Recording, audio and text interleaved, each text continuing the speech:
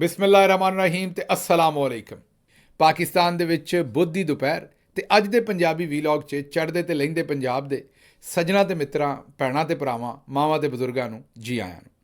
ਸਭ ਤੋਂ ਪਹਿਲੀ ਖਬਰ ਜੇ ਤੇ ਅਸੀਂ ਚਾਨਣ ਪਾਉਣਾ ਉਹ ਖਬਰ ਤੇ ਅਟਕ ਤੋਂ ਹੈ, ਪਰ ਖਬਰ ਤੁਰੀ ਹੈ ਚਨਿਓਟ ਤੋਂ। ਹੁਣ ਆਪਣੀ ਕਿਵੇਂ ਅਟਕ, ਇਹ ਬੜੀ ਖਾਸ ਗੱਲ ਹੈ, ਤੁਹਾਨੂੰ ਬਾਅਦ 'ਚ ਦੱਸਾਂਗੇ। ਪਹਿਲਾਂ ਖਬਰ ਦੱਸ ਦਈਏ ਤੁਹਾਨੂੰ। ਖਬਰ ਹੈ ਕਿ ਅਟਕ ਦੇ ਵਿੱਚ 28 ਲੱਖ ਟਨ ਸੋਨੇ ਦੇ ਜ਼ਖਾਇਰ ਦਰਿਆਫਤ ਹੋਏ ਨੇ। ਬੱਲੇ ਬੱਲੇ ਬੱਲੇ। ਤੇ ਮਾਲੀਅਤ ਉਹਨਾਂ ਦੀ ਜਿਹੜੀ ਹੈ ਉਹ ਹਜ਼ਾਰਾਂ ਅਰਬਾਂ ਦੇ ਵਿੱਚ ਹੈ ਤੇ ਉਹ ਹੁਣ ਪਾਕਿਸਤਾਨ ਦੀਆਂ ਲਹਿਰਾਂ ਬਹਿਰਾਂ ਹੋ ਜਾਣੀਆਂ ਨੇ। ਔਰ ਅਸੀਂ ਜਿਹੜੇ ਨੇ ਉਹ ਕਰਜ਼ੇ ਦੇਣੇ ਸ਼ੁਰੂ ਕਰ ਦੇਣੇ ਨੇ ਸਵਿਟਜ਼ਰਲੈਂਡ ਤੇ ਨਾਰਵੇ ਤੇ ਯੂਨਾਈਟਿਡ ਕਿੰਗਡਮ ਤੇ ਅਮਰੀਕਾ ਤੇ ਪਤਾ ਨਹੀਂ ਕਿਹਨੂੰ ਕਿਹਨੂੰ। ਰੁਪਈਆ ਹੀ ਇੰਨਾ ਆ ਜਾਣਾ, ਸੋਨਾ ਨਿਕਲ ਹੀ ਇੰਨਾ ਆਇਆ 28 ਲੱਖ ਟਨ। ਸੋਚੋ ਸਾਂਭਾਂਗੇ ਕਿਵੇਂ ਇੰਨਾ ਸੋਨਾ। ਹੁਣ ਤੁਸੀਂ ਆਖੋ ਵੀ ਮੈਂ ਪਹਿਲਾਂ ਆਖਿਆ ਵੀ ਇਹ ਚਨਿਓਟ ਤੋਂ ਖਬਰ ਤੁਰੀ ਤੇ ਅਟਕ ਪਹੁੰਚੀ। ਇਹ ਕਿਵੇਂ ਪਹੁੰਚੀ? ਕਿਸੇ ਲਾਰੀ ਤੇ ਬੈਠੀ, ਗੱਡੇ ਤੇ ਬੈਠੀ ਜਾਂ ਸੋਸ਼ਲ ਮੀਡੀਆ ਦੇ ਥਰੂ? ਨਾ ਜਨਾਬ, ਇਸ ਤਰ੍ਹਾਂ ਨਹੀਂ। ਇਹਦੇ ਲਈ ਇੱਕ ਡਿਫਰੈਂਟ ਟੈਕਨੋਲੋਜੀ ਹੈ ਜਿਹੜੀ ਇਸਤੇਮਾਲ ਹੋਈ। ਉਹ ਹੈ ਸੀਨਾ ਬਸੀਨਾ, ਨਸਲ ਦਰ ਨਸਲ। ਹਾਂਜੀ, ਇਹ ਸ਼ਰੀਫ ਟੱਬਰ ਨੇ ਪਹਿਲਾਂ ਵੀ ਇਹ ਕਾਰਵਾਈ ਪਾਈ ਸੀ। ਜਦੋਂ ਇਹਨਾਂ ਦੇ ਗਾਡਰ ਲਿਫ ਜਾਣ, ਉਹ ਮੁਗਲ ਦੇ ਗਾਡਰ ਤੇ TR ਇੱਕ ਇਸ਼ਤਿਹਾਰ ਆਉਂਦਾ ਸੀ, ਉਹਦੇ 'ਚੋਂ ਆ ਕੇ ਪੁੱਛਦੇ ਸਨ ਵੀ ਤੇਰੇ ਗਾਡਰ ਲਿਫ ਗਏ ਨੇ। ਅੱਜ ਕੱਲ੍ਹ ਸ਼ਰੀਫਾਂ ਦੇ ਗਾਡਰ ਲਿਫੇ ਨੇ। ਜਿਸ ਵੇਲੇ ਇਹਨਾਂ ਦੇ ਗਾਡਰ ਲਿਫ ਜਾਣ ਤੇ ਉਸ ਵੇਲੇ ਫਿਰ ਇਹ ਇਹੋ ਜਿਹਾ ਤਤੂਰਾ ਛੱਡਦੇ ਨੇ, ਕਿਉਂਕਿ ਚਾਚੇ ਨੇ, ਪਿਓ ਨੇ ਰਲ ਕੇ ਚਨਿਓਟ 'ਚ ਛੱਡਿਆ ਸੀ ਵੀ ਚਨਿਓਟ 'ਚੋਂ ਸੋਨਾ ਨਿਕਲ ਆਇਆ। ਉਸ ਤੋਂ ਬਾਅਦ ਪਤਾ ਲੱਗਾ ਵੀ ਉੱਥੇ ਕੋਈ ਮੁੰਡਾ ਸੀ ਜਿਹੜਾ ਨਿਕਲ ਆਇਆ ਸੀ ਘਰੋਂ, ਉਹਦਾ ਨਾਂ ਸੋਨਾ ਸੀ ਤੇ ਉਹ ਲਾਹੌਰ ਆ ਗਿਆ ਸੀ ਕੰਮ ਕਰਨ ਵਾਸਤੇ। ਇਹਨਾਂ ਆਖਿਆ ਵੀ ਜ਼ਮੀਨ 'ਚੋਂ ਸੋਨਾ ਨਿਕਲ ਆਇਆ। ਬਹਰਹਾਲ ਇੰਨਾ ਹੀ ਨਹੀਂ, ਦੋਵੇਂ ਭਰਾ ਉੱਥੇ ਅੱਪੜ ਵੀ ਗਏ ਸੀ ਤੇ ਉਹ ਜਿਹੜਾ ਲੋਹੇ ਦਾ ਕੋਈ ਪੈਪ ਹੱਥ ਦੇ ਵਿੱਚ ਕਿਸੇ ਕਬਾੜੀਏ ਕੋ ਫੜਿਆ ਸੀ, ਉਹ ਫੜ ਲੋਕਾਂ ਨੂੰ ਦੱਸਦੇ ਸਨ ਵੀ ਇਹ ਨਿਕਲਿਆ, ਇੱਥੇ ਸੋਨੇ ਦੇ ਲੱਖਾਂ ਟਨ ਨਿਕਲ ਆਏ ਨੇ ਤੇ ਹੁਣ ਲਹਿਰਾਂ ਬਹਿਰਾਂ ਹੋ ਜਾਣੀਆਂ ਨੇ। ਹੁਣ ਤੁਸੀਂ ਹੁਣ ਵੀ ਜਾਓ ਚਨਿਓਟ ਤੇ ਉੱਥੇ ਜਿਹੜੇ ਹਾਲਾਤ ਨੇ ਉੱਥੇ ਉਹੀ ਨੇ। ਉੱਥੇ ਲੋਕੀ ਦੇਸੀ ਪੀ ਕੇ ਵਿਚਾਰੇ ਹਸਪਤਾਲਾਂ 'ਚ ਪੜਦੇ ਨੇ ਤੇ ਉੱਥੇ ਫਿਰ ਜੋ ਹੁੰਦਾ ਦੇਸੀ ਪੀਣ ਵਾਲਿਆਂ ਨਾਲ ਉਹ ਤੁਹਾਨੂੰ ਪਤਾ ਹੀ ਹੈ। ਤੇ ਕਹਿਣ ਦਾ ਮਤਲਬ ਮੇਰਾ ਤੁਹਾਡੇ ਨਾਲ ਜਨਾਬ ਨਾਲ ਇਹ ਹੈ ਕਿ ਚਨਿਓਟ ਵੀ ਉਹੋ ਜਿਹਾ ਹੀ ਰਿਹਾ, ਨਾ ਉੱਥੋਂ ਸੋਨਾ ਨਿਕਲਿਆ। ਹਜੇ ਤੱਕ ਧੂੜ ਹੀ ਤੋਂ ਮੰਡਈ ਹੈ ਸੜਕਾਂ ਦੇ ਉੱਤੇ। ਅਤੇ ਮੇਰਾ ਮਤਲਬ ਗੱਲ ਕਿਸੇ ਪਾਸੇ ਜਿਹੜੀ ਉਹ ਲੱਗੀ ਨਹੀਂ ਉਸ ਸੋਨੇ ਦੀ ਬਾਤ ਦੇ ਵਿੱਚ, ਕਿਉਂਕਿ ਸੋਨਾ ਹੈ ਹੀ ਕੋਈ ਨਹੀਂ ਸੀ, ਝੂਠੋ ਝੂਠ 44 ਸੀ। ਔਰ ਕਈ ਵਾਰੀ ਤੁਹਾਨੂੰ ਇਹ ਵੀ ਦੱਸੀਏ ਵੀ ਕਿਤੇ ਜ਼ਮੀਨ 'ਚ ਥੋੜ੍ਹਾ ਬਹੁਤ ਸੋਨਾ ਅਗਰ ਨਿਕਲ ਵੀ ਆਵੇ, ਹੁਣ ਚਨਿਓਟ ਵਾਲਿਆਂ ਗੁੱਸਾ ਕਰ ਲੈਣਾ ਵੀ ਗਿੱਲ ਸਾਹਿਬ ਸਾਡੇ ਕੋਲ ਤਾਂ ਬੜਾ ਸੋਨਾ ਹੈ, ਤੁਸੀਂ ਸਾਡੀ ਜ਼ਮੀਨ ਨੂੰ ਐਵੇਂ ਕਹੀ ਜਾਂਦੇ ਹੋ। ਬਈ ਕਈ ਵਾਰੀ ਥੋੜ੍ਹਾ ਬਹੁਤ ਸੋਨਾ ਹੁੰਦਾ ਵੀ ਹੈ, ਪਰ ਸੋਨਾ ਹੁੰਦਾ 10 ਰੁਪਈਆਂ ਦਾ, ਉਹਨੂੰ ਕੱਢਣ ਦੇ ਉੱਤੇ ਲੱਗ ਜਾਣੇ 30 ਰੁਪਈਏ। ਅਤੇ ਉਹ ਫਿਰ ਪੂਰੀ ਦੁਨੀਆ 'ਚ ਇਹੋ ਜਿਹੇ ਸੋਨੇ ਨੂੰ ਨਹੀਂ ਕੱਢਿਆ ਜਾਂਦਾ ਜਿੱਤੇ ਕੱਢਣ ਦੇ ਬਹੁਤੇ ਰੁਪਈਏ ਲੱਗਣ ਅਤੇ ਉਹਦੀ ਜਿਹੜੀ ਕੁਆਲਿਟੀ ਉਹ ਵੀ ਪੂਅਰ ਹੋਵੇ, ਬਾਅਦ 'ਚੋਂ ਪੈਸੇ ਵੀ ਰਿਕਵਰ ਨਾ ਹੋਣੇ ਹੁੰਦੇ ਹੋਣ। ਲੇਕਿਨ ਹੁਣ ਅਟਕ ਦੇ ਵਿੱਚ ਵੀ ਇਹਨਾਂ ਨੇ ਇਹ ਹੀ ਭਮੀਰੀ ਭੰਭਾਈ ਹੈ। ਅਤੇ ਹੁਣ ਜਨਾਬ ਬਾਜੀ ਮਰੀਮ ਨੇ ਅੱਜ ਇੱਕ ਮੀਟਿੰਗ ਜਿਹੜੀ ਹੈ ਉਹ ਚੇਅਰ ਕਰਨੀ ਹੈ ਔਰ ਉਸ ਮੀਟਿੰਗ ਤੋਂ ਬਾਅਦ ਉਹਨਾਂ ਨੇ ਇਹ ਕੰਮ ਪਾਉਣਾ ਹੈ। ਅੱਛਾ, ਦੂਜੀ ਖਬਰ ਤੁਹਾਨੂੰ ਦਿੰਦੇ ਜਿਹੜੀ ਬਾਜੀ ਮਰੀਮ ਦੇ ਲਾਗੇ, ਬਿਲਕੁਲ ਲਾਗੇ ਔਰ ਕੋਲ ਵਾਲੇ ਲੋਕ ਨੇ, ਉਹਨਾਂ ਦੇ ਬਾਰੇ ਤੁਹਾਨੂੰ ਖਬਰ ਦਿੰਦੇ ਕਿ ਉੱਥੋਂ ਇਹ ਪਤਾ ਲੱਗਾ ਹੈ। ਜਿਹੜੇ ਤੁਹਾਨੂੰ ਪਤਾ ਹੈ ਵੀ ਉੱਥੇ ਪੁਲਿਸ ਡਿਊਟੀ 'ਤੇ ਇੱਧਰ ਉੱਧਰ ਲੋਕ ਨੇ, ਉਹਨਾਂ ਦੇ ਕੋਲੋਂ ਫਿਰ ਸਾਨੂੰ ਪਤਾ ਲੱਗ ਹੀ ਜਾਂਦਾ ਹੈ। ਉਹ ਦੱਸ ਰਹੇ ਨੇ ਕਿ ਹੁਣ ਉੱਥੇ ਅੰਦਰਲੇ ਖਾਤੇ ਗੱਲਬਾਤ ਇਹ ਹੋਈ ਹੈ ਕਿ ਹੁਣ ਸਟੂਡੈਂਟਾਂ ਦੇ ਨਾਲ ਜਿਹੜਾ ਨਾ ਬਾਜੀ ਮਰੀਮ ਦਾ ਖਾਸ ਕਿਸਮ ਦਾ ਇੰਟਰੈਕਸ਼ਨ ਕਰਾਉਣਾ। ਹਾਂਜੀ, ਜਿਹੜੇ ਸਟੂਡੈਂਟ ਨੇ ਯੂਨੀਵਰਸਿਟੀਆਂ ਦੇ ਨੌਜਵਾਨ ਨੇ, ਉਹ ਉਹਨਾਂ ਨੂੰ ਬਾਜੀ ਦੇ ਨਾਲ ਮਿਲਵਾਉਣਾ ਹਰ ਸੂਰਤ। ਸਿਆਲਕੋਟ ਵੀ ਬਾਜੀ ਜਾਏਗੀ, ਹੋਰ ਸ਼ਹਿਰਾਂ 'ਚ ਵੀ ਜਾਏਗੀ, ਉਕਾੜੇ ਵੀ ਸ਼ਾਇਦ ਬਾਜੀ ਜਾਏਗੀ, ਹੋਰ ਥਾਵਾਂ 'ਤੇ ਵੀ ਹੁਣ ਜਾਏਗੀ ਆਉਣ ਵਾਲੇ ਦਿਨਾਂ 'ਚ। ਔਰ ਤੁਸੀਂ ਵੇਖੋਗੇ ਵੀ ਉੱਥੇ ਸਟੂਡੈਂਟਾਂ ਨਾਲ ਹਰ ਥਾਂ 'ਤੇ ਇੰਟਰੈਕਸ਼ਨ ਕਰਨ ਦੀ ਬਾਜੀ ਕੋਸ਼ਿਸ਼ਾਂ ਕਰੇਗੀ, ਸੈਲਫੀਆਂ ਲਏਗੀ, ਜੱਫੀਆਂ ਪਾਏਗੀ। ਜਿਹੜੀਆਂ ਫੀਮੇਲ ਸਟੂਡੈਂਟਾਂ ਹੋਣਗੀਆਂ ਉੱਥੇ ਉਹਨਾਂ ਨੂੰ ਕਿਸੇ ਦਾ ਸਿਰ ਚੁੰਮੇਗੀ, ਪੂਰੀ ਵੀਡੀਓ ਸ਼ੀਡੀਓ ਬਣੇਗੀ। ਕਭੀ ਸਾਸ ਵੀ ਬਹੂ ਥੀ ਵਾਲਾ ਪੂਰਾ ਡਰਾਮਾ ਜਿਹੜਾ ਉੱਥੇ ਜਨਾਬ ਪੂਰੇ ਦਾ ਪੂਰਾ ਆਰਕੈਸਟ੍ਰੇਟ ਕੀਤਾ ਜਾਏਗਾ ਅਤੇ ਸਿਰਫ ਦੱਸਿਆ ਜਾਏਗਾ ਵੀ ਪੰਜਾਬ 'ਚ ਮਾਂ ਦੀ ਹਕੂਮਤ ਹੈ। ਕੱਲ੍ਹ ਅਸਾਂ ਆਪਣੇ ਜਿਹੜਾ ਸਾਡਾ ਇੱਕ ਉਰਦੂ ਵੀਲੌਗ ਹੈ ਉਹਦੇ ਵਿੱਚ ਇਹ ਪੂਰੇ ਦਾ ਪੂਰਾ ਪੈਕੇਜ ਰੱਖਿਆ ਸੀ, ਜਿਹੜਾ ਸ਼ਸ਼ੀ ਕਪੂਰ ਅਤੇ ਅਮਿਤਾਭ ਬੱਚਨ ਦੀ ਫਿਲਮ ਸੀ, ਜਿਹਦੇ 'ਚ ਉਹਨੇ ਆਖਿਆ ਸੀ ਵੀ ਮੇਰੇ ਕੋਲ ਮਾਂ ਹੈ, ਤੇਰੇ ਕੋਲ ਕੀ ਹੈ।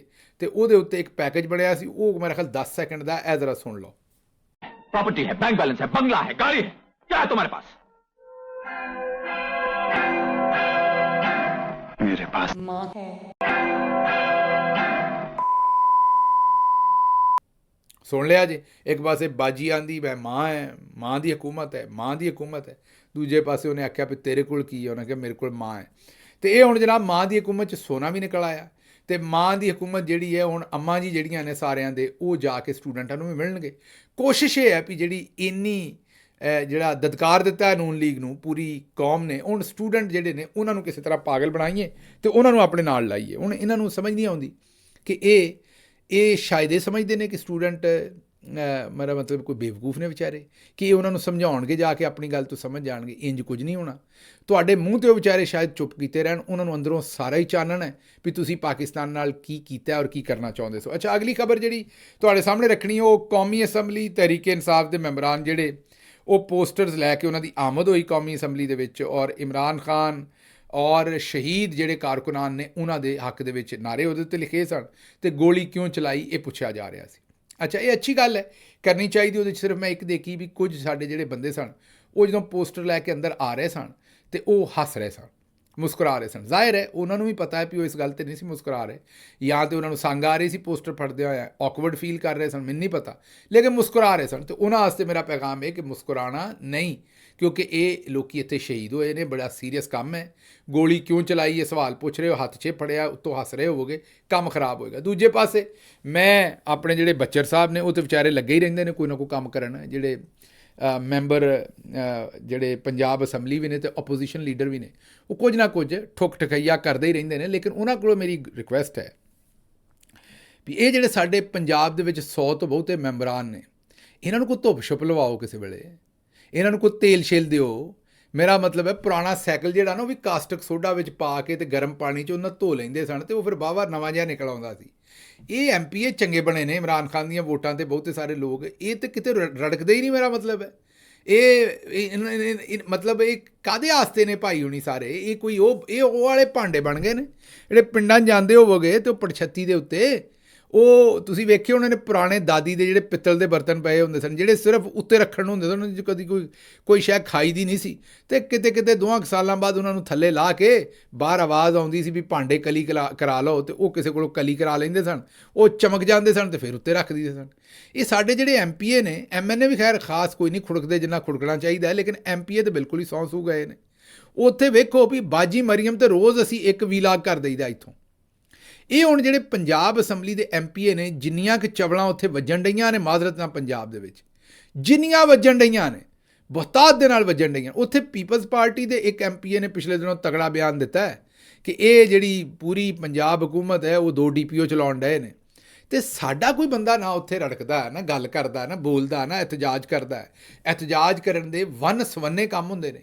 ਮੈਂ ਇਹ ਨਹੀਂ ਆਂਦਾ ਵੀ ਤੁਸੀਂ ਇਹ ਕੰਮ ਕਰੋ, ਲੇਕਿਨ ਚੇਤੇ ਕਰੋ, ਉਹ ਮੇਰਾ ਖਿਆਲ ਹੈ ਕਿ ਪੀਟਰ ਜਾਨ ਸੋਹਤਰਾ ਸਾਹਿਬ ਸਨ ਕਿ ਕਿਹੜੇ ਸਨ, ਮੈਨੂੰ ਯਾਦ ਨਹੀਂ ਹੈ, ਉਹ ਜਿਸ ਵੇਲੇ ਇਹਤਜਾਜ ਕਰਦੇ ਸਨ ਕਦੀ ਗਲੇ ਦੇ ਵਿੱਚ ਤਰਬੂਜ਼ ਪਾ ਕੇ ਆ ਜਾਂਦੇ ਸਨ। ਮੈਂ ਇਹ ਨਹੀਂ ਆਂਦਾ ਵੀ ਤੁਸੀਂ ਇਹ ਕਰੋ, ਕਦੀ ਪਿੰਜਰੇ 'ਚ ਬੰਦ ਹੋ ਕੇ ਆ ਜਾਂਦੇ ਸਨ। ਮੈਂ ਸਿਰਫ ਤੁਹਾਨੂੰ ਇਹ ਦੱਸਣਾ ਚਾਹੁੰਦਾ ਕਿ ਇਹਤਜਾਜ ਕਰਨ ਦੇ ਤਰੀਕੇ ਨੇ। ਤੁਸੀਂ ਖਬਰ ਬਣਾਉਣੀ ਹੈ ਤਾਂ ਕਿ ਆਵਾਮ ਨੂੰ ਦੱਸੋ ਵੀ ਮੈਂ ਆਵਾਜ਼ ਚੁੱਕ ਰਿਹਾ। ਜੋ ਕੁਝ ਉੱਥੇ ਬਾਜੀ ਕਰਨ ਡਈ ਹੈ, ਜਿਵੇਂ ਬਾਜੀ ਨੇ ਤਬਾਹੀ ਮਚਾਈ ਹੈ ਪੰਜਾਬ ਦੀ, ਤੁਸੀਂ ਬੜਾ ਕੁਛ ਕਰ ਸਕਦੇ ਹੋ ਪੰਜਾਬ ਦੇ ਵਿੱਚ। ਤੁਸੀਂ ਤਾਂ ਘੁੰਗਣੀਆਂ ਬਣੇ ਹੋ ਜਿਹਨਾਂ ਬੋਲਣਾ ਨਹੀਂ ਹੈ। ਮੇਰਾ ਮਤਲਬ ਐਡੀ ਕਿ ਚਪੀਟ ਵੱਟੀ ਹੈ ਤੁਸੀਂ ਵੀ ਤੁਹਾਨੂੰ ਆਪ ਵੀ ਕਈ ਵਾਰੀ ਸਮਝ ਨਹੀਂ ਆਉਂਦੀ ਵੀ ਤੁਸੀਂ ਐਡੀ ਚਪੀਟ ਵੱਟ ਗਏ ਜੇ। ਅਤੇ ਇਹ ਮੈਂ ਇਲਾਕੇ ਦੇ ਅਤੇ ਹਲਕੇ ਦੇ ਲੋਕਾਂ ਨੂੰ ਆਖਾਂਗਾ ਵੀ ਆਪਣੇ MPA ਨੂੰ ਹਿਲਾਓ ਜਲਾਓ, ਇਹਨਾਂ ਦੀ ਕੁੰਡੀ ਖੜਕਾਓ, ਇਹਨਾਂ ਨੂੰ ਆਖੋ ਵੀ ਇਮਰਾਨ ਖਾਨ ਜੇਲ੍ਹ ਕੱਟਣ ਡਿਆ, ਉਹਦੇ ਨਾਂ 'ਤੇ ਵੋਟ ਲੈ ਕੇ ਤੁਸੀਂ ਸਾਰੇ ਨਾਡੂ ਖਾਂ ਬਣੇ ਹੋ ਦੋਸਤੋ, ਅਤੇ ਉੱਥੇ ਕੋਈ ਗੱਲ ਕਰੋ, ਕੋਈ ਇਤਜਾਜ ਕਰੋ, ਕੋਈ ਰੌਲਾ ਪਾਓ, ਉਹ ਗੱਲਬਾਤ ਕਿਸੇ ਪਾਸੇ। ਬਾਜੀ ਨੂੰ ਤੁਸੀਂ ਓਪਨ ਫੀਲਡ ਦਿੱਤੀ ਹੈ ਉੱਥੇ। ਮੇਰਾ ਮਤਲਬ ਐਡੇ ਡਰੇ ਜੇ ਜਾਂ ਐਡਾ ਕੋਈ ਮਾਮਲਾ ਐਡਾ ਹੈ ਬਾਜੀ ਦੇ ਕੋਲੋਂ। ਚਲੋ ਚੌਧਰੀ ਨਿਜ਼ਾਮਦੀਨ ਕੋਲੋਂ ਤਾਂ ਸਮਝ ਆ ਗਈ ਨਾ ਵੀ ਰੱਬ ਨੇੜੇ ਕਿ ਘਸੁੰਨ ਨੇੜੇ ਵਾਲੀ ਗੱਲ ਹੈ। ਇਹਨਾਂ ਤੁਹਾਡੇ ਨਾਲ ਐਡਾ ਕੀ ਕਰ ਲੈਣਾ ਜਿਹੜਾ ਇਹਨਾਂ ਦੇ ਖਿਲਾਫ ਵੀ ਨਹੀਂ ਕੁਸਕਦੇ। ਬਹਰਹਾਲ ਅਗਲੀ ਖਬਰ ਤੁਹਾਡੇ ਸਾਹਮਣੇ ਜਿਹੜੀ ਰੱਖਣੀ ਹੈ ਉਹ ਖਬਰ ਹੈ ਜੀ ਕਿ ਰਿਆਸਤ ਪਾਕਿਸਤਾਨ ਨੇ 2 ਨਵੇਂ ਮੁਕੱਦਮੇ ਕਰਨ ਦਾ ਫੈਸਲਾ ਕੀਤਾ ਹੈ। ਇੱਕ ਮੁਕੱਦਮਾ ਸ਼ਹਿਬਾਜ਼ ਗਿੱਲ ਤੇ ਇੱਕ ਮੋਈਦ ਪੀਰਜ਼ਾਦਾ ਤੇ। ਅਤੇ ਮੁਕੱਦਮਾ ਉਹੀ ਹੈ ਜਿਹੜਾ ਭਗਤ ਸਿੰਘ ਤੇ ਕੀਤਾ ਸੀ। ਮੁਕੱਦਮਾ ਉਹੀ ਹੈ ਜਿਹੜਾ ਰਿਆਸਤ ਦੇ ਖਿਲਾਫ ਬਗਾਵਤ ਅਤੇ ਗੱਦਾਰੀ, ਜੀ ਹਾਂ, ਬਗਾਵਤ ਅਤੇ ਉਕਸਾਣ ਅਤੇ ਗੱਦਾਰੀ ਕਰਨ ਦਾ ਮੁਕੱਦਮਾ ਜਿਹੜਾ ਉਹ ਸਾਡੇ ਖਿਲਾਫ ਕੀਤਾ ਗਿਆ। ਇਹ ਸੈਕਸ਼ਨ ਅੰਡਰ ਸੈਕਸ਼ਨ 9, 10 ਔਰ 11, ਔਰ ਇਹ ਆਖਿਆ ਗਿਆ ਕਿ ਜੀ ਇਹਨਾਂ ਦੋਵਾਂ ਨੇ ਆਪਣੇ ਟਿਕਟੋਕ ਅਕਾਊਂਟ ਦੇ ਉੱਤੋਂ ਇਹ ਜਾਲੀ ਜਿਹੜੇ ਟਿਕਟੋਕ ਅਕਾਊਂਟ ਇਹਨਾਂ ਆਪੇ ਹੀ ਬਣਾਏ ਨੇ ਪਹਿਲਾਂ, ਕਿਉਂਕਿ ਸਾਡੇ ਉਹ ਟਿਕਟੋਕ ਅਕਾਊਂਟ ਕੋਈ ਨਹੀਂ। ਮੇਰਾ ਜਿਹੜਾ ਟਿਕਟੋਕ ਅਕਾਊਂਟ ਹੈ ਉਹ ਵੀ ਮੈਂ ਤੁਹਾਨੂੰ ਵਿਖਾ ਦੇਣਾ ਜਿਹੜਾ ਅਸਲ ਹੈ, ਅਤੇ ਜਿਹੜਾ ਉਹ ਵੀ ਵੇਖ ਲਓ, ਉਹ ਹੈਗਾ I am ਸ਼ਹਿਬਾਜ਼ ਗਿੱਲ, ਉਹ ਮੇਰਾ ਆਪਣਾ ਟਿਕਟੋਕ ਅਕਾਊਂਟ ਹੈ। ਇਹਨਾਂ ਬਣਾਇਆ ਸ਼ਹਿਬਾਜ਼ ਗਿੱਲ 04, ਉਹ ਮੈਨੂੰ ਵੀ ਨਹੀਂ ਪਤਾ ਕਿਹੜਾ। ਜਿਸ ਵੇਲੇ ਉਹ ਮੈਂ ਸਰਚ ਕੀਤਾ ਤਾਂ ਉੱਤੇ ਪਹਿਲਾਂ ਸਦੀਕ ਜਾਨ ਸਾਹਿਬ ਦੇ ਵੀਡੀਓ ਕੋਈ ਹੋਰ ਲਾਉਂਦਾ ਰਿਹਾ, ਫਿਰ ਸਮੀਨਾ ਪਾਸ਼ਾ ਸਾਹਿਬਾ ਦੇ ਲਾਉਂਦਾ ਰਿਹਾ ਤੇ ਫਿਰ ਮੇਰੇ ਲੱਗੇ ਨੇ ਉਹਦੇ ਤੇ। ਲੱਗਦਾ ਮੈਨੂੰ ਇਹ ਹੀ ਹੈ, ਜਾਪਦਾ ਇੰਝ ਹੀ ਹੈ ਵੀ ਇਹਨਾਂ ਆਪੇ ਹੀ ਬਣਾਇਆ ਉਹ, ਤੇ ਇਹ ਵੀਡੀਓ ਲਾ ਕੇ ਤੇ ਇਹਨਾਂ ਪਹਿਲਾਂ ਕੋਸ਼ਿਸ਼ ਕੀਤੀ ਹੋਣੀ ਵੀ ਸਦੀਕ ਜਾਨ ਦੇ ਖਿਲਾਫ ਕਰਾਂਗੇ ਮੁਕੱਦਮਾ, ਫਿਰ ਇਹਨਾਂ ਦਾ ਪ੍ਰੋਗਰਾਮ ਕੋ ਹੋਰ ਬਣ ਗਿਆ ਹੋਣਾ, ਸਮੀਨਾ ਪਾਸ਼ਾ ਸਾਹਿਬਾ ਦੇ ਖਿਲਾਫ ਕਰਾਂਗੇ, ਤੇ ਆਖਰ ਤੇ ਇਹਨਾਂ ਫਿਰ ਫੈਸਲਾ ਕੀਤਾ ਕਿ ਪਹਿਲਾਂ ਸ਼ਹਬਾਜ਼ ਗਿੱਲ ਦੇ ਖਿਲਾਫ ਠੋਕੋ ਬਾਅਦ 'ਚ ਕਰਾਂਗੇ। ਅਕਾਊਂਟ ਵੀ ਆਪੇ ਹੀ ਬਣਾਇਆ ਲੱਗਦਾ ਹੈ। ਔਰ ਮੋਹਿਤ ਪੀਰਜ਼ਾਦਾ ਸਾਹਿਬ ਕੋਲੋਂ ਮੈਂ ਪੁੱਛਿਆ, ਉਹਨਾਂ ਦਾ ਵੀ ਅਕਾਊਂਟ ਉਹ ਕੋਈ ਨਹੀਂ ਜਿਹੜਾ ਇਹਨਾਂ ਬਣਾਇਆ, ਲੇਕਿਨ ਇਹਨਾਂ ਆਖਿਆ ਜੀ ਪੂਰੀ ਤਫਤੀਸ਼ ਤੋਂ ਬਾਅਦ ਇਹ ਮੁਕੱਦਮਾ ਅਸੀਂ ਜਿਹੜਾ ਦਰਜ ਕਰਨ ਲੱਗੇ। ਮੁਕੱਦਮਾ ਬੜਾ ਖਤਰਨਾਕ ਹੈ, ਮੈਂ ਭੁਗਤਿਆ ਪਹਿਲਾਂ ਵੀ ਬਗਾਵਤ ਤੇ ਗੱਦਾਰੀ ਦਾ, ਇਹਦੇ 'ਚ ਸਜ਼ਾਏ ਮੌਤ ਵੀ ਹੁੰਦੀ ਹੈ ਤੇ ਉਮਰ ਕੈਦ ਵੀ ਹੁੰਦੀ ਹੈ। ਇਹ ਹੁਣ ਜਿਹੜਾ ਮੁਕੱਦਮਾ ਹੈ ਪੀਕਾ ਕਵਾਨੀਨ ਦੇ ਤਹਿਤ ਇਹ ਕੀਤਾ ਗਿਆ। ਪਹਿਲਾਂ ਮੇਰੇ ਤੇ ਅਰਸ਼ਦ ਸ਼ਰੀਫ ਸ਼ਹੀਦ ਤੇ ਦੂਜੇ ਸੱਜਣਾ ਤੇ ਇਹੀ ਪਰਚਾ ਕੀਤਾ ਗਿਆ ਸੀ, ਮੈਨੂੰ ਇਹਨਾਂ ਚੁੱਕ ਲਿਆ ਸੀ ਤੇ ਉਸ ਤੋਂ ਬਾਅਦ ਜੋ ਕੁਝ ਕੀਤਾ ਸੀ ਉਹ ਤੁਹਾਨੂੰ ਯਾਦ ਹੀ ਹੈ ਸਾਰਿਆਂ ਨੂੰ। ਤੇ ਅਰਸ਼ਦ ਸ਼ਰੀਫ ਸ਼ਹੀਦ ਨੂੰ ਮੁਲਕ ਛੱਡਣਾ ਪਿਆ ਸੀ ਤੇ ਉਸ ਤੋਂ ਬਾਅਦ ਉਹਨੂੰ ਕੀਨੀਆ 'ਚ ਜਾ ਕੇ ਸ਼ਹੀਦ ਕਰ ਦਿੱਤਾ ਗਿਆ ਸੀ, ਉਹ ਵੀ ਸਭ ਕੁਝ ਤੁਹਾਡੇ ਸਾਹਮਣੇ ਹੀ ਹੈ। ਉਹੋ ਜਿਹਾ ਹੁਣ ਨਵਾਂ ਮੁਕੱਦਮਾ ਮੇਰੇ ਤੇ ਮੋਹਿਤ ਪੀਰਜ਼ਾਦਾ ਦੇ ਖਿਲਾਫ ਜਿਹੜਾ ਉਹ ਬਣਾ ਦਿੱਤਾ ਗਿਆ। ਬਹਰਹਾਲ ਇਸ ਮੁਕੱਦਮੇ 'ਚ ਇਹ ਵੀ ਆਖਿਆ ਗਿਆ ਹੈ ਕਿ ਅਸੀਂ ਇਹੋ ਜਿਹਾ ਮਵਾਦ ਸ਼ੇਅਰ ਕੀਤਾ ਹੈ ਜਿਹਦੇ ਵਿੱਚੋਂ ਇਹ ਮੈਸੇਜ ਜਾਂਦਾ ਹੈ ਕਿ ਪਾਕਿਸਤਾਨ ਮਿਲਟਰੀ ਜਿਹੜੀ ਹੈ ਉਹਦੇ ਕੁਝ ਅਫਸਰਾਨ ਜਿਹੜੇ ਨੇ ਉਹ ਰਿਸ਼ਵਤ ਤੇ ਹੋਰ ਤਰੀਕੇ ਇਸਤੇਮਾਲ ਕਰਕੇ ਇੱਕ ਪੋਲੀਟੀਕਲ ਪਾਰਟੀ ਦਾ ਜਾਲੀ ਇਮੇਜ ਬਣਾ ਰਹੇ ਨੇ, ਉਹਨਾਂ ਨੂੰ ਜਾਲੀ ਤੌਰ ਤੇ ਪ੍ਰਮੋਟ ਕਰ ਰਹੇ ਨੇ। ਹੁਣ ਇਹਦੇ 'ਚ ਝੂਠ ਕੀ ਹੈ ਮੈਨੂੰ ਦੱਸੋ। ਆਇਆ ਇਹ ਵੈਸੇ ਤਾਂ ਸਾਡਾ ਉਹ ਅਕਾਊਂਟ ਕੋਈ ਨਹੀਂ ਹੈਗਾ, ਉਹਦੇ ਤੇ ਅਸੀਂ ਐਸੀ ਕੋਈ ਗੱਲ ਨਹੀਂ ਕੀਤੀ, ਉਹ ਅਕਾਊਂਟ ਹੀ ਸਾਡਾ ਨਹੀਂ ਹੈ, ਲੇਕਿਨ ਮੈਨੂੰ ਦੱਸੋ ਵੀ ਕਿ 17 ਸੀਟਾਂ ਵਾਲਿਆਂ ਨੂੰ ਜਿਹੜਾ ਭਾਇਆ ਇਸ ਵੇਲੇ, ਉਹ ਅਸੀਂ ਸਾਰੀ ਫੌਜ ਨੂੰ ਤੇ ਆਂਦੇ ਵੀ ਨਹੀਂ, ਕਦੀ ਵੀ ਨਹੀਂ ਆਖਿਆ, ਨਾ ਨੇਵੀ ਨੂੰ ਨਾ 에ਅਰਫੋਰਸ ਨੂੰ। ਅਸੀਂ ਤੇ ਆਨੇ ਜਿਹੜੇ ਉੱਤੇ ਜਰਨੈਲ ਸਾਹਿਬ ਬੈਠੇ ਨੇ 3-4, ਇਹ ਉਹਨਾਂ ਦਾ ਕੰਮ ਹੈ। ਆਸਿਮ ਮੁਨੀਰ ਸਾਹਿਬ ਨੇ, ਨਾਲ ਉਹਨਾਂ ਦੇ ਦੂਸਰੇ ਜਿਹੜੇ ਜਰਨੈਲ ਸਾਹਿਬਾਨ ਨੇ, ਉਹਨਾਂ ਦਾ ਕੰਮ ਹੈ। ਤੇ ਮੈਨੂੰ ਦੱਸੋ ਵੀ ਇਹਦੇ 'ਚ ਪੂਰੀ ਕੌਮ ਆਖਣ ਡਈ, ਤੇ ਜੇ ਸ਼ਹਬਾਜ਼ ਗਿੱਲ ਨੇ ਜਾਂ ਮੋਹਿਤ ਪੀਰਜ਼ਾਦਾ ਨੇ ਕਿਤੇ ਤਜਜ਼ੀਏ 'ਚ ਆਖ ਦਿੱਤਾ ਹੋਏਗਾ ਤੇ ਮੈਨੂੰ ਦੱਸੋ ਇਹਦੇ 'ਚ ਕੀ ਹੈ। ਲੇਕਿਨ ਸਾਨੂੰ ਜਾਪਦਾ ਇੰਝ ਹੈ ਕਿ ਇਹ ਗੁੱਸਾ ਆਇਆ ਹੈ ਕਿ ਬਾਜੀ ਮਰੀਮ ਦੇ ਉੱਤੇ ਅਸੀਂ ਜਿਹੜੀ ਪਿਛਲੇ ਦਿਨਾਂ 'ਚ ਗੱਲ ਕੀਤੀ ਕਿ ਇਹ ਜਿਹੜਾ ਉਹਨਾਂ ਦਾ ਇਮੇਜ ਸਾਜ਼ੀ ਕਰਨ ਦੀ ਕੋਸ਼ਿਸ਼ ਕੀਤੀ ਜਾ ਰਹੀ ਹੈ, ਉਹਨਾਂ ਨੂੰ ਵਧਾ ਚੜਾ ਕੇ ਪੇਸ਼ ਕਰਨ ਦੀ ਕੋਸ਼ਿਸ਼ ਕੀਤੀ ਜਾ ਰਹੀ, ਇਹ ਗੁੱਸਾ ਆਇਆ ਉਹਦਾ। ਹੁਣ ਤੁਸੀਂ ਸਮਝਦੇ ਹੋਗੇ ਵੀ ਇਹ ਕੇਸ ਬਾਜੀ ਮਰੀਮ ਨੇ ਕਰਾਇਆ, ਨਾ, ਉਹਦੀ ਵਿਚਾਰੀ ਦੀ ਪਹੁੰਚ ਇਹ ਨਹੀਂ। ਉਹਨਾਂ ਖੁਆਇਸ਼ ਕੀਤੀ ਹੋਏਗੀ ਕਿ ਇਹ ਮੈਨੂੰ ਮੇਰੇ ਖਿਲਾਫ ਵੇਖੋ ਇਹਨਾਂ ਗੱਲ ਕੀਤੀ ਹੈ, ਤੇ ਸਾਈਆਂ ਆਖਿਆ ਹੋਏਗਾ ਵੀ ਧੁੰਨ ਦਿੰਦੇ ਇਹਨਾਂ ਨੂੰ ਰੌਲਾ ਹੀ ਕੋਈ ਨਹੀਂ, ਤੇ ਉਹਨਾਂ ਦੀ ਖੁਆਇਸ਼ ਤੇ ਕੰਮ ਚੌਧਰੀ ਸਾਹਿਬ ਦਾ ਹੀ ਹੈ, ਕਿਉਂਕਿ ਹੋਰ ਇਹੋ ਜਿਹੇ ਮੁਕੱਦਮੇ ਬਗਾਵਤ ਤੇ ਗੱਦਾਰੀ ਦੇ ਕਰਾ ਨਹੀਂ ਸਕਦਾ। ਅੱਛਾ, ਮੁਕੱਦਮਾ ਵੀ ਪੂਰਾ ਅੰਗਰੇਜ਼ੀ 'ਚ ਲਿਖਿਆ ਹੈ, ਪੂਰੀ ਤਰਤੀਬ। ਨਾਰਮਲੀ FIRਾਂ ਜਿਹੜੀਆਂ ਨੇ ਉਹ ਨਾਰਮਲ ਜਿਹੜੀਆਂ ਨੇ ਤਾਂ ਉਰਦੂ 'ਚ ਹੁੰਦੀਆਂ ਨੇ, FIA ਵਾਲੇ ਵੀ ਅਕਸਰ ਉਰਦੂ 'ਚ ਹੀ ਦਿੰਦੇ ਨੇ, ਪਰ ਇਹ ਅੰਗਰੇਜ਼ੀ 'ਚ ਦਿੱਤੀ ਹੈ ਪੂਰੀ FIR। ਇਹ ਮਕਸਦ ਕਿਤੇ ਬਾਹਰ ਦੇ ਮਾਮਲਾਤ ਦੇ ਵਿੱਚ ਵੀ ਇਹਨੂੰ ਫਿੱਟ ਕਰਨਾ ਹੈ ਕਿਤੇ, ਅਤੇ ਸਾਡੇ ਖਿਲਾਫ ਕੋਈ ਕਾਰਵਾਈ ਕਰਨੀ ਹੈ। ਤੇ ਚਲੋ, ਤੁਹਾਡੀਆਂ ਦੁਆਵਾਂ ਨੇ, ਕਿੰਨੀਆਂ ਸਾਰੀਆਂ ਮਾਵਾਂ ਨੇ ਇੱਥੇ ਜਿਹੜੀਆਂ ਮੈਨੂੰ ਰੋਜ਼ ਸੁਣਦੀਆਂ ਨੇ ਤੇ ਮੇਰੇ ਵਾਸਤੇ ਦੁਆਵਾਂ ਕਰਦੀਆਂ ਨੇ, ਡਾਕਟਰ ਮੋਈਦ ਵਾਸਤੇ ਵੀ ਕਰਦੀਆਂ ਨੇ। ਤੇ ਇਹ ਜਦੋਂ ਤੱਕ ਇਹਨਾਂ ਮਾਵਾਂ ਦੀਆਂ ਦੁਆਵਾਂ ਨੇ, ਇਹਨਾਂ ਭੈਣਾਂ ਦੀਆਂ ਦੁਆਵਾਂ ਨੇ, ਤੇ ਮੇਰਾ ਨਹੀਂ ਖਿਆਲ ਕਿ ਸਾਨੂੰ ਕੋਈ ਬਹੁਤਾ ਪਰੇਸ਼ਾਨ ਹੋਣ ਦੀ ਲੋੜ ਹੈ। ਬਾਕੀ ਇਮਰਾਨ ਖਾਨ ਦੇ ਨਾਲ ਖਲੋਤੇ ਹੈ, ਜਿਹੜਾ ਭਾਰ ਚੁੱਕਣਾ ਪਿਆ ਪਹਿਲਾਂ ਵੀ ਚੁੱਕਿਆ ਸੀ। ਜੇ ਤੇ ਰੱਬ ਨੇ ਹਿੰਮਤ ਦਿੱਤੀ, ਉਹ ਭਾਰ ਤੇ ਵੇਖੋ ਬੰਦਾ ਰੱਬ ਦੀ ਵਜ੍ਹਾ ਤੋਂ ਹੀ ਚੁੱਕ ਸਕਦਾ ਹੈ। ਬੰਦੇ ਦੀ ਆਪਣੀ ਔਕਾਤ ਕਿੱਥੋਂ ਹੁੰਦੀ, ਬੰਦੇ ਦਾ ਤੇ ਆਪਣੀ ਔਕਾਤ ਦੇ ਉੱਤੇ ਸ਼ਹਬਾਜ਼ ਗਿੱਲ ਹੋਏ ਜਾਂ ਕੋਈ ਹੋਰ ਹੋਵੇ, ਤੀਲਾ ਨਹੀਂ ਚੁੱਕ ਸਕਦਾ ਇੱਕ। ਇਹ ਜਿਹੜੀ ਵੀ ਹਿੰਮਤ ਦਿੰਦਾ ਉਹ ਰੱਬ ਦੀ ਜ਼ਾਤ ਹੀ ਦਿੰਦੀ ਹੈ, ਮਾਹੌਲ ਬਣਾਉਂਦੀ ਹੈ, ਤੁਹਾਡਾ ਦਿਲ ਬਦਲਦੀ ਹੈ, ਤੁਹਾਨੂੰ ਹਿੰਮਤ ਦਿੰਦੀ ਹੈ। ਹੁਣ ਅਸੀਂ ਇਮਰਾਨ ਖਾਨ ਤੇ ਹੈ ਨਹੀਂ, ਓਡੇ ਤਗੜੇ ਤੇ ਅਸੀਂ ਹੈ ਨਹੀਂ। ਬਹਰਹਾਲ ਜਿੰਨੇ ਕੁ ਵੀ ਆ ਮਾੜੇ ਚੰਗੇ, ਅਸੀਂ ਵਫਾਦਾਰੀ ਨਿਭਾਵਾਂਗੇ, ਖਲੋਤੇ हैं। ਤੁਸੀਂ ਜਨਾਬ ਜਿਹੜਾ ਪਰਚਾ ਕੀਤਾ ਹੈ ਕਰ ਲਓ, ਤੁਸੀਂ ਆਪਣਾ ਰਾਂਝਾ ਰਾਜ਼ੀ ਕਰੋ, ਤੁਹਾਡੇ ਕੋਲ ਇਸ ਵੇਲੇ ਤਾਕਤ ਹੈ, ਤਾਕਤਾਂ ਤੁਹਾਡੀਆਂ ਨੇ। ਤੇ ਖਵਾਜਾ ਆਸਿਫ ਨੇ ਕਿਹਾ ਸੀ ਵੀ ਰੱਬ ਸਾਡਾ ਹੈ, ਰੱਬ ਤੁਹਾਡਾ ਵੀ ਹੈ, ਮੈਂ ਨਹੀਂ ਆਂਦਾ ਵੀ ਇਕੱਲਾ ਸਾਡਾ ਹੈ, ਲੇਕਿਨ ਚਲੋ ਰੱਬ ਉੱਤੇ ਵੇਖਣ ਡਿਆ ਵੀ ਅਸੀਂ ਕਿੱਡਾ ਕੁ ਭੈੜਾ ਕੰਮ ਕੀਤਾ ਹੈ। ਤੁਸੀਂ ਇਹ ਨਵਾਂ ਗੱਦਾਰੀ ਬਗਾਵਤ ਦਾ ਮੁਕੱਦਮਾ ਦਿੱਤਾ, ਇਸ ਵੇਲੇ ਸਰਟੀਫਿਕੇਟ ਤੁਹਾਡੇ ਕੋਲ ਨੇ, ਜਿਹੜਾ ਦਿਲ ਕਰੇ ਉਹ ਠੋਕੀ ਆਓ। ਅੱਛਾ ਜੀ, ਅਗਲੀ ਖਬਰ ਜਿਹੜੀ ਤੁਹਾਡੇ ਸਾਹਮਣੇ ਰੱਖਣੀ ਉਹ ਇਮਰਾਨ ਖਾਨ ਸਾਹਿਬ ਨੇ ਕਿਹਾ ਵੀ ਕਾਜ਼ੀ ਫਾਇਜ਼ ਈਸਾ ਇਸ ਵੇਲੇ ਤਾਰੀਖ ਦੇ ਕਬਰਸਤਾਨ 'ਚ। 13 ਜਨਵਰੀ ਨੂੰ ਉਹਨੇ ਬੱਲਾ ਖੋਹਣ ਵਾਲਾ ਫੈਸਲਾ ਕੀਤਾ ਸੀ, ਉਸ ਤੋਂ ਬਾਅਦ ਸਾਰਾ ਕੁਝ ਹੋਇਆ ਪਾਕਿਸਤਾਨ ਨਾਲ। ਵੇਖ ਲਓ ਅੱਜ ਉਹ ਤਾਰੀਖ ਦੇ ਕਬਰਸਤਾਨ 'ਚ ਕੋਈ ਉਹਦਾ ਨਾਂ ਲੈਣ ਵਾਲਾ ਨਹੀਂ ਹੈ। ਅਗਲੀ ਖਬਰ ਇਹ ਕਿ ਇਮਰਾਨ ਖਾਨ ਆਂਦਾ ਵੀ ਸਜ਼ਾ ਸੁਣਾਓ, ਇਮਰਾਨ ਖਾਨ ਦੀਆਂ ਭੈਣਾਂ ਵੀ ਆਂਦੀਆਂ ਨੇ ਸਜ਼ਾ ਸੁਣਾਓ। ਤੇ ਇਮਰਾਨ ਖਾਨ ਦੀ ਬੇਗਮ ਬੁਸ਼ਰਾ ਬੀਬੀ ਪੂਰੀ ਦਲੇਰੀ ਨਾਲ ਆਪਣਾ ਸਮਾਨ ਆਪ ਪੈਕ ਕਰਕੇ ਜੇਲ੍ਹ ਜਾਂਦੀ ਹੈ। ਇਹ ਪਤਾ ਹੋਣ ਦੇ ਬਾਵਜੂਦ ਵੀ ਉੱਥੇ ਸਜ਼ਾ ਸੁਣਾਉਣੀ ਤੇ ਮੈਨੂੰ ਉੱਥੇ ਪੜ ਕੇ ਜੇਲ੍ਹ 'ਚ ਬੰਦ ਕਰ ਦੇਣਾ, ਉਸ ਦੇ ਬਾਵਜੂਦ ਉਹ ਖਾਤੂਨ ਪੂਰੀ ਦਲੇਰੀ ਨਾਲ ਆਪਣੇ ਸ਼ੌਹਰ ਦੇ ਨਾਲ ਖਲੋਤੀ ਹੈ ਔਰ ਜਾ ਕੇ ਉਹਨਾਂ ਨੇ ਅਦਾਲਤ ਦੇ ਵਿੱਚ ਬੂਹਾ ਖੜਕਾਇਆ ਵੀ ਸਜ਼ਾ ਸੁਣਾਓ, ਪਰ ਜੱਜ ਸਾਹਿਬ ਪਹਿਲਾਂ ਹੀ ਫਰਾਰ ਹੋ ਗਏ। ਉਹ ਵੀ ਔਰ ਇਮਰਾਨ ਖਾਨ ਨੇ ਕਿਹਾ ਤਾਂ ਕਿ ਪਤਾ ਲੱਗੇ ਪੂਰੀ ਦੁਨੀਆ ਨੂੰ ਕਿ ਅਸੀਂ ਕਿਹੜਾ ਜੁਰਮ ਕੀਤਾ ਤੇ ਤੁਸੀਂ ਕਿਹੜਾ ਕੀਤਾ। ਅੱਗੋਂ ਰਾਣਾ ਸਨਾਉੱਲਾ ਸਾਹਿਬ ਆਂਦੇ ਨੇ ਵੀ ਸਾਡੇ ਕੋਲੋਂ ਜਿਹੜੀ ਗੱਲ ਕਹਿਣੀ ਹੈ ਮੰਗਣੀ ਹੈ ਸਾਡੀ ਔਕਾਤ ਦੇ ਮੁਤਾਬਕ। ਉਹਨਾਂ ਨੇ ਉਰਦੂ 'ਚ ਆਖਿਆ ਬਸਾਤ, ਠੀਕ ਹੈ ਨਾ। ਤੇ ਮਤਲਬ ਕਿ ਸਾਡੀ ਹਸੀਅਤ ਔਕਾਤ ਦੇ ਮੁਤਾਬਕ ਮੰਗੋ। ਪੀਟੀਆਈ ਵਾਲਿਆਂ ਨੂੰ ਪਤਾ ਹੀ ਹੈ ਵੀ ਸਾਡੇ ਪੱਲੇ ਕੀ ਹੈ। ਇੱਥੇ ਸ਼ਾਇਰ ਇਹ ਆਂਦਾ ਵੀ ਸਿੱਧਾ ਚੌਧਰੀ ਸਾਹਿਬ ਨਾਲ ਹੀ ਗੱਲ ਕਰੋ, ਸਾਡੇ ਪੱਲੇ ਕੁਝ ਨਹੀਂ ਜੇ, ਸਾਡੇ ਕੋਲੋਂ ਕੀ ਮੰਗਣਾ ਹੈ।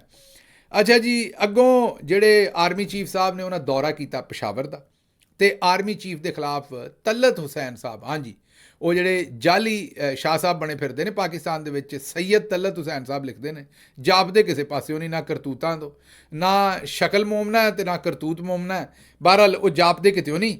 ਤੇ ਉਹ ਜਿਹੜੇ ਜਾਲੀ ਸ਼ਾਹ ਸਾਹਿਬ ਬਣੇ ਫਿਰਦੇ ਨੇ, ਉਹਨਾਂ ਨੇ ਇਹ ਆਖਿਆ ਵੀ ਆਰਮੀ ਚੀਫ ਦਾ ਜਿਹੜਾ ਦੌਰਾ ਪਸ਼ਾਵਰ ਹੈ ਉਹਦੇ 'ਚ ਚੀਫ ਮਿਨਿਸਟਰ ਤੇ ਗਵਰਨਰ ਦੇ ਦਰਮਿਆਨ ਦੇ ਵਿੱਚ ਜਿਹੜਾ ਜੀ ਉਹ ਤਾਨਾ ਦੇ ਰਹੇ ਨੇ ਕਿ ਯੈਸ ਸਰ, ਤੇ ਆਸਿਮ ਮੁਨੀਰ ਯੈਸ ਸਰ, ਤੇ ਆਰਮੀ ਚੀਫ ਯੈਸ ਸਰ, ਪਤਾ ਨਹੀਂ ਕੀ ਮੇਰਾ ਮਤਲਬ ਹੁਜਤ ਕਰ ਰਹੇ ਨੇ। ਲੱਗ ਤੇ ਇਹੀ ਰਿਹਾ ਵੀ ਆਰਮੀ ਚੀਫ ਦਾ ਹੀ ਮਜ਼ਾਕ ਉਡਾ ਰਹੇ ਨੇ ਜਾਂ ਉਹਨਾਂ ਵਾਸਤੇ ਮਸਲਾ ਖੜਾ ਕਰ ਰਹੇ ਨੇ। ਹੁਣ ਇਹ ਵੀ ISPR ਨੂੰ ਵੇਖਣਾ ਪੈਣਾ ਵੀ ਇਹ ਇਹਨਾਂ ਦੇ ਸੱਜਣ ਨੇ। ਇਹ ਅਗਰ ਇਹ ਗੱਲ ਨਾ ਕਰਦੇ ਤੇ ਅਸੀਂ ਇਹ ਤਜਜ਼ੀਆ ਵੀ ਨਾ ਕਰਦੇ। ਤੇ ਹੁਣ ਇਹ ਜਿਹੜੇ ਜਾਲੀ ਪੀਰ ਸਾਹਿਬ ਬਣਾਏ ਨੇ, ਤੁਸੀਂ ਇਹਨਾਂ ਕੋਲੋਂ ਪੁੱਛ ਲਓ। ਸਾਡੇ ਪੰਜਾਬ 'ਚ ਨਾ ਸ਼ਾਹ ਸਾਹਿਬ ਨੂੰ ਪੀਰ ਸਾਹਿਬ ਵੀ ਆਉਂਦੇ ਨੇ। ਇਹ ਜਿਹੜੇ ਜਾਲੀ ਪੀਰ ਸਾਹਿਬ ਬਣਾਏ ਨੇ, ਤੁਸੀਂ ਇਹਨਾਂ ਨੂੰ ਪੁੱਛੋ ਵੀ ਇਹ ਆਰਮੀ ਚੀਫ ਦੇ ਬਾਰੇ ਤੁਹਾਨੂੰ ਇਹੋ ਜਿਹਾ, ਸਾਡੇ ਤੇ ਤਾਂ ਪਰਚੇ ਠੋਕਦੇ ਜੇ, ਇਹਨਾਂ ਕੋਲੋਂ ਵੀ ਪੁੱਛ ਲਓ ਵੀ ਇਹ ਤੁਹਾਨੂੰ ਆਰਮੀ ਚੀਫ ਦੇ ਖਿਲਾਫ ਇਹੋ ਜਿਹਾ ਬਿਆਨ ਦੇਣ ਦੀ ਕੀ ਲੋੜ ਸੀ। ਲੇਕਿਨ ਇਹਨਾਂ ਦੀ ਕੋਈ ਵਜ੍ਹਾ ਹੋਏਗੀ ਤੇ ਇਹ ਤੁਹਾਡੇ ਕੋਈ ਬਹੁਤੇ ਪਿਆਰੇ ਹੋਣਗੇ ਕਿ ਇਹਨਾਂ ਨੂੰ ਨਹੀਂ ਪੁੱਛੋਗੇ। ਅੱਛਾ ਜੀ, ਅੱਗੋਂ ਸ਼ੇਰ ਅਫਜ਼ਲ ਮਰਵਤ ਸਾਹਿਬ ਨੇ ਆਖਿਆ ਵੀ ਮੈਂ ਆਪਣੇ ਆਪ ਨੂੰ ਗਿੱਦੜ ਮਹਿਸੂਸ ਕਰਦਾ। ਹੈ ਇਹ ਕਿਹੜੀ ਗੱਲ ਹੋਈ? ਸ਼ੇਰ ਅਫਜ਼ਲ ਮਰਵਤ ਸਾਹਿਬ ਉਹਨਾਂ ਕਿਹਾ ਵੀ ਊ ਦੇ ਨਾਅਰੇ ਜਿਹੜੇ ਨਾ ਉਹ ਲਾਉਂਦਿਆਂ ਗਿੱਦੜ ਮਹਿਸੂਸ ਕਰਦਾ ਬੰਦੇ ਨੂੰ। ਤੇ ਜੇ ਪਾਰਟੀ ਨੇ ਮੈਨੂੰ ਆਖਿਆ ਵੀ ਊ ਦੇ ਨਾਅਰੇ ਲਾਓ ਤੇ ਲਾ ਦਿਆਂਗਾ, ਫਿਰ ਭਾਵੇਂ ਗਿੱਦੜ ਬਣ ਜਾਗਾ। ਤੇ ਲੇਕਿਨ ਮੈਂ ਗਿੱਦੜ, ਤੁਸੀਂ ਆਪਣੇ ਆਪ ਨੂੰ ਗਿੱਦੜ ਮਹਿਸੂਸ ਨਾ ਕਰੋ ਸ਼ੇਰ ਅਫਜ਼ਲ ਮਰਵਤ ਸਾਹਿਬ, ਤੁਸੀਂ ਇਨਸਾਨ ਹੀ ਮਹਿਸੂਸ ਕਰੋ। ਕੋਸ਼ਿਸ਼ ਕਰੋ ਮਹਿਸੂਸ ਕਰਨ ਦੀ, ਇਨਸ਼ਾਅੱਲਾ ਤੁਸੀਂ ਵੇਖੋਗੇ ਵੀ ਤੁਹਾਨੂੰ ਮਹਿਸੂਸ ਵੀ ਹੋਏਗਾ ਤੁਸੀਂ ਇਨਸਾਨ ਹੋ ਔਰ ਗਿੱਦੜ ਨਹੀਂ ਹੋ। ਕਿਉਂ ਤੁਸੀਂ ਗਿੱਦੜ ਬਣਨਾ? ਅੱਲਾ ਨਾ ਕਰੇ ਤੁਸੀਂ ਗਿੱਦੜ ਬਣਨਾ। ਇਹ ਅਗਰ ਤੁਹਾਨੂੰ ਕੋਈ ਬੰਦਾ ਆਂਦਾ ਵੀ ਹੈ, ਸਮਝਦਾ ਵੀ ਹੈ, ਜਾਂ ਕਿਤੇ ਤੁਹਾਨੂੰ ਵੀ ਲੱਗਦਾ ਹੈ ਵੀ ਤੁਸੀਂ ਗਿੱਦੜ ਹੋ, ਤੇ ਬਿਲਕੁਲ ਨਹੀਂ ਇਸ ਗੱਲ 'ਤੇ ਤੁਸੀਂ ਯਕੀਨ ਦੇਣਾ। ਤੁਸੀਂ ਇਮਰਾਨ ਖਾਨ ਦੀ ਪਾਰਟੀ 'ਚੋਂ ਬਿਲਕੁਲ ਤੁਸੀਂ ਗਿੱਦੜ ਨਹੀਂ ਮਹਿਸੂਸ ਕਰਨਾ। ਤੁਸੀਂ ਜੋ ਤੁਹਾਨੂੰ ਅੱਲਾ ਨੇ ਬਣਾਇਆ, ਅਸ਼ਰਫੁਲ ਮਖਲੂਕਾਤ ਇਨਸਾਨ ਬਣਾਇਆ, ਉਹ ਹੀ ਮਹਿਸੂਸ ਕਰੋ। ਤੇ ਤੁਸੀਂ ਬਿਲਕੁਲ, ਪਾਰਟੀ ਤੁਹਾਨੂੰ ਨਹੀਂ ਕਹੇਗੀ ਵੀ ਤੁਸੀਂ ਊ ਕਰੋ ਜਾਂ ਆਈ ਕਰੋ ਜਾਂ ਊ ਕਰੋ। ਜੋ ਤੁਹਾਡਾ ਦਿਲ ਕਰਦਾ ਉਹ ਕਰੋ। ਅੱਛਾ ਜੀ, ਅਗਲੀ ਖਬਰ ਜਿਹੜੀ ਹੈ ਉਹ ਤੁਹਾਡੇ ਸਾਹਮਣੇ ਅਸੀਂ ਰੱਖਾਂਗੇ ਚੜ੍ਹਦੇ ਪੰਜਾਬ ਤੋਂ, ਹਿੰਦੁਸਤਾਨੀ ਪੰਜਾਬ ਤੋਂ। ਇਹ ਖਬਰ ਜਿਹੜੀ ਹੈ ਇਹ ਇਹੋ ਜਿਹੀ ਇੱਕ ਮੈਂ ਗੱਲਬਾਤ ਸ਼ਾਇਦ ਬਹੁਤ ਹੀ ਕਿਤੇ ਪਹਿਲਾਂ ਸੁਣੀ ਹੋਵੇ ਕਿਸੇ ਬਜ਼ੁਰਗ ਦੇ ਕੋਲੋਂ। ਬੜੀ ਮੁੱਦਤ ਹੋ ਗਈ ਇਹੋ ਜਿਹੀਆਂ ਖਰੀਆਂ ਤੇ ਸੱਚੀਆਂ ਗੱਲਾਂ ਸੁਣਿਆ।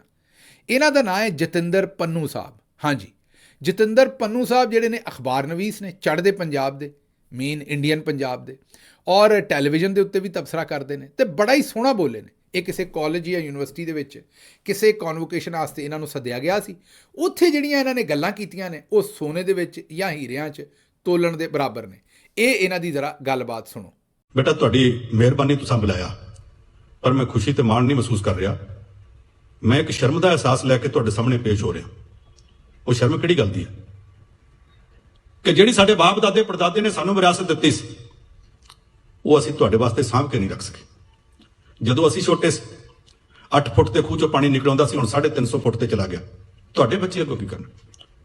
ਜਦੋਂ ਅਸੀਂ ਛੋਟੇ ਸੀ, ਸਾਨੂੰ ਕਦੇ ਕਿਸੇ ਇਹ ਨਹੀਂ ਸੀ ਆਖਿਆ ਸ਼ਹਿਰ ਦੇ ਵਿੱਚ ਬਚ ਕੇ ਲੰਘੋ, ਉਹ ਹਵਾ ਦੇ ਵਿੱਚ ਪ੍ਰਦੂਸ਼ਣ ਹੈ। ਅਸੀਂ ਤੁਹਾਡੇ ਵੇਲੇ ਤੱਕ ਪ੍ਰਦੂਸ਼ਣ ਪੈਦਾ ਕਰਤਾ। ਅਸੀਂ ਛੋਟੇ ਸੀ, ਵੇਈ ਵਗਦੀ ਚ, ਚੋ ਵਗਦੀ ਚ, ਤਾਂਬੇ ਦਾ ਸਿੱਕਾ ਸੁੱਟ ਕੇ ਇੱਕ ਦੂਜੇ ਨੂੰ ਕਹਿੰਦੇ ਹੁੰਦੇ ਸੀ ਹੇਠਾਂ ਰੇਤ ਤੇ ਪਿਆ ਦਿਸਦਾ। ਅੱਜ ਵੇਈਆਂ ਤੋਂ ਚੋਆਂ ਦੇ ਵਿੱਚ ਤੁਸੀਂ ਜਗਦੀ ਟਾਰਚ ਸੁੱਟਦੇ ਹੋ, ਬਲਬ ਸੁੱਟਦੇ ਹੋ, ਦਿਸਦਾ ਨਹੀਂ ਕਿਉਂਕਿ ਇੰਨਾ ਗੰਦ ਵਗਦਾ। ਇਹ ਮੇਰੀ ਪੀੜ੍ਹੀ ਦੇ ਲੋਕਾਂ ਨੇ ਵਗਾਇਆ। ਨਹੀਂ ਸੀ ਆਖਿਆ ਕਿ ਬਤਾਊ ਨਾ ਖਾਈ, ਬੈਂਗਣ ਨਾ ਖਾਈ, ਇਹਦੇ ਵਿੱਚ ਕੈਮੀਕਲ ਹੁੰਦਾ ਹੈ।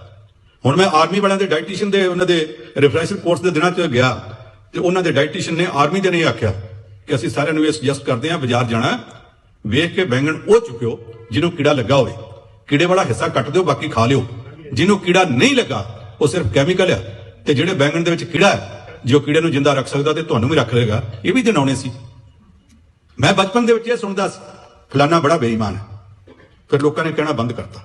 ਹੁਣ 30 ਸਾਲਾਂ ਬਾਅਦ ਫਿਰ ਕਹਿਣ ਲੱਗੇ ਨੇ, ਤੇ ਹੁਣ ਇਹ ਨਹੀਂ ਕਹਿੰਦੇ ਫਲਾਨਾ ਬੜਾ ਬੇਈਮਾਨ ਹੈ, ਹੁਣ ਕਹਿੰਦੇ ਫਲਾਨਾ ਬੜਾ ਬੇਵਕੂਫ ਹੈ, ਅਜੇ ਵੀ ਇਮਾਨਦਾਰੀ ਨਾਲ ਚੰਬੜਿਆ ਪਿਆ।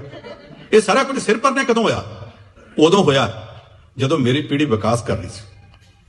ਜੇ ਇਹ ਸਾਰੇ ਦੌਰ 'ਚ ਹੋਇਆ, ਮੈਂ ਬਾਕੀ ਸਾਰਿਆਂ ਦੇ ਨੁਕਸ ਕੱਢਾਂ, ਨੁਕਸਾਂ 'ਚ ਮੈਂ ਭਾਈਵਾਲ ਨਹੀਂ।